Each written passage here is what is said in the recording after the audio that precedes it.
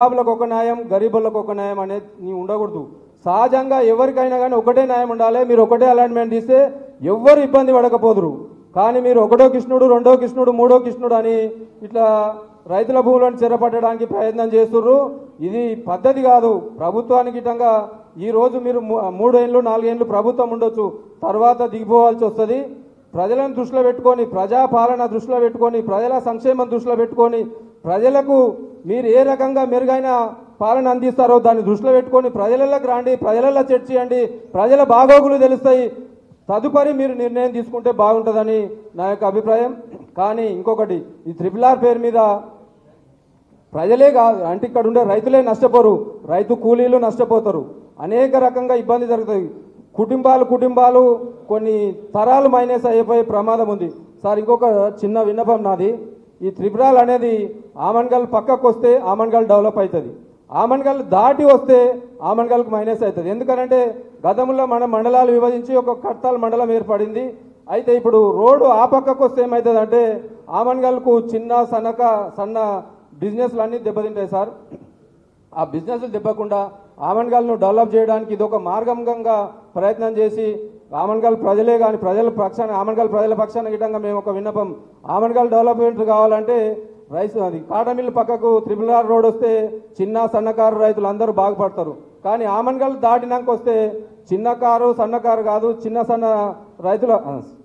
సన్న బిజినెస్ దారులు గిట్టంగా నష్టపోతారు. అలాగే మనకు ఆమన్గల్కి అన్ని మండలాలు విభజించిపోయినాయి. ఇప్పుడు ఒక కోర్టు ఉంది, కోర్టు వల్ల నష్టం జరుగుతుంది, ప్రజల గిట్టంగా ఇబ్బంది జరుగుతుంది.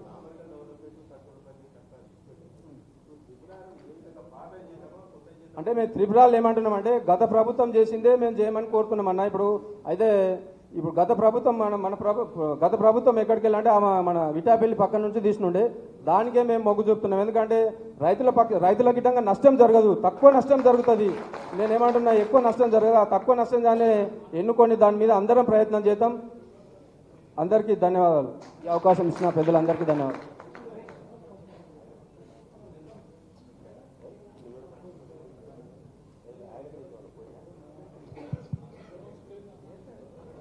తమ్ముడు వెంకటస్వామి చాలా మంచి సూచన చేయడం జరిగింది. ధన్యవాదాలు. ఒక్క నిమిషం. అంటే ఇప్పుడు నాగర్ కర్నూలు మాజీ ఎమ్మెల్యే గారు మరి జగన్నాథ్ రెడ్డి గారు ఆయన అచ్చంపేటకు పార్టీ పరంగా గువ్వల బాలరాజు పోయిన తర్వాత మన కేసీఆర్ గారు ఇన్ఛార్జిగా పెట్టడం జరిగింది. 28వ తేదీ నాడు కేటీఆర్ గారు అచ్చంపేటకు వస్తుండు కాబట్టి అచ్చంపేట బహిరంగ సభను విజయవంతం చేయడానికి ఆయన సన్నాహాలు చేయవలసిన అవసరం ఉంది. ఎందుకంటే 1 గంట సేపు ఉండిపోతాను వచ్చిండు, 3 గంటలకు టైం ఇచ్చాడు.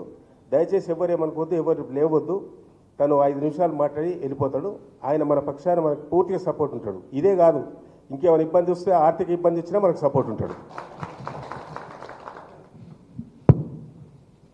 వేదిక మీద ఉన్న పెద్దలందరికీ, సీనన్న, జయపాలన్న, మిగతా తాలూకా స్థాయి నాయకులందరికీ, ముందున్న మా రైతన్నలందరికీ నమస్కారం. ఒకటి, మోసపోయిన మార్పు అంటే మన జీవితాల్లో నేనేదో రాష్ట్రాన్ని మారుతాం, మన జీవితాలు మారుతాం అనుకొని మోసపోయి మంచిగా ఉన్నటువంటి ప్రభుత్వాలను మనం ఇది కొద్ది అత్యాశపై మాయమాటలు తొందర నమ్మి కేసీఆర్ ఇట్లా 10 ఇస్తున్నాడు కదా, ఇటు ఇస్తే 17 ఇస్తాడు, కేసీఆర్ 2000 ఇస్తున్నాడు కదా, వీడు ఇస్తే 4 వస్తాడు, కేసీఆర్ 1,00,000 ఇస్తున్నాడు, ఈయన వస్తే ఇంకో తులం బంగారం వస్తుంది, ఉన్నవి లేనివన్నీ కలిపి చెప్పిండు. నోటికి ఎంత వస్తే అంత. పూర్వం మనకు అనుకోకుండా ఏదన్నా మనకు బిడ్డకో పిల్లలకో ఏదన్నా అనుకోకుండా వ్యాధి వస్తే, అమ్మ ఏ దేవుడు కనపడతా ఆ దేవుడు మొక్కే వాళ్ళం, వ్యాధి తగ్గితే నీ కొండకొస్తా, నీ ఎంటికలు తీస్తా, కందూరు చేస్తా, రకరకాల మొక్కులు మొక్కుతుండేవి. అట్లా ఆపదల మొక్కలు ఎట్లా మొక్కినో అట్లా ఏది నోటికి వస్తే అది వాగ్దానం ఇచ్చిండు. చివరకు వచ్చిన తర్వాత వాగ్దానాలను మర్చిపోయాడు. ముందు చూపు లేకుండా ఎదురు చూపుతో పాలన చేస్తున్నాడు. ఏంది ఇలా ఇంతమంది ఉమ్మడి పాలమూరు జిల్లాలో మన జిల్లా బిడ్డ ముఖ్యమంత్రి అవుతాడు కదా, మనకు మంచి రోజులు వస్తాయి కదా అని కొంతమంది అనుకున్నాము.